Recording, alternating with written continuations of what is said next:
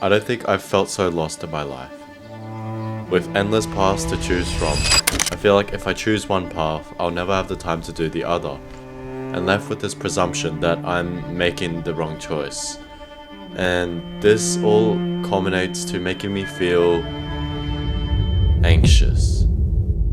But to understand where this anxiety came from, let's go back.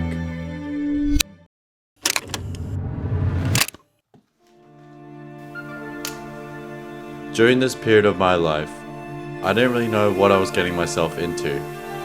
I went to university just so I didn't feel behind. But for a short period of it, I actually did enjoy it, even though I felt out of place and was getting used to the schedule. But as a year passed by quickly, I was unsure how I felt with university and whether I wanted to continue. But I trusted that it would get better, and even decided to move out to live closer to uni. But this is where it all went wrong.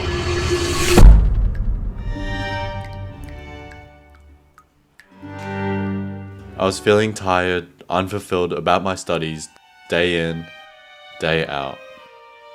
I simply didn't enjoy what I was doing, but it was really hard for me to be honest with my emotions because of how much time I had already spent. I felt like I've wasted my time and lost control of my life. Feeling worried, I didn't know what exactly to do next, but truth was, I couldn't get myself to just quit. And that's where we come back to. I couldn't exactly choose from the endless options of careers.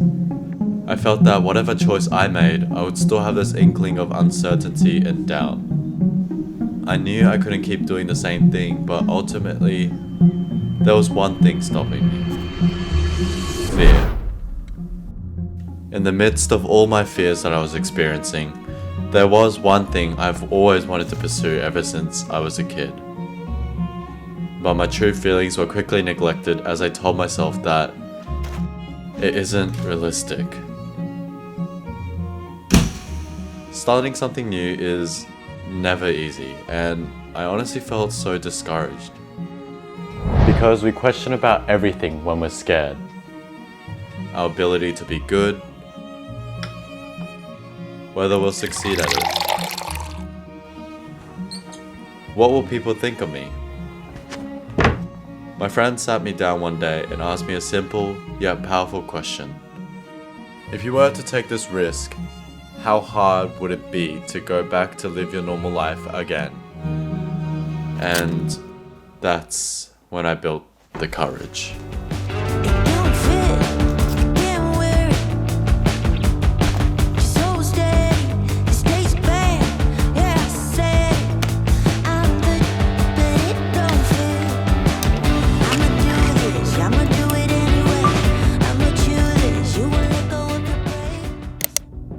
After months of contemplation to create action, I finally realized something. Things were still very difficult as a beginner.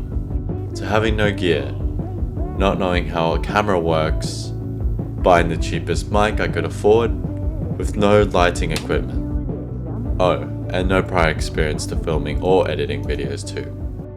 Even with all that, for the first time in a while, I finally felt joy. Joy in what I was doing. I thought to myself, what was the real harm and worry that I had procrastinated in just starting? Sure, I didn't know anything and made a lot of mistakes, but I think that's exactly what it means to be a beginner. Allowing ourselves to make mistakes, like making terrible videos, having no knowledge of pacing, subpar storyline, or no color grading.